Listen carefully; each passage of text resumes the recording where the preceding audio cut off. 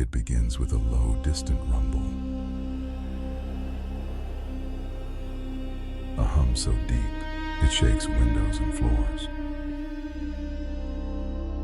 Thousands reported hearing it, but only in one place. Scientists tried recording it, yet the source remained invisible. Some blamed secret industry, others blamed the Earth itself. The Windsor Hum remains unsolved.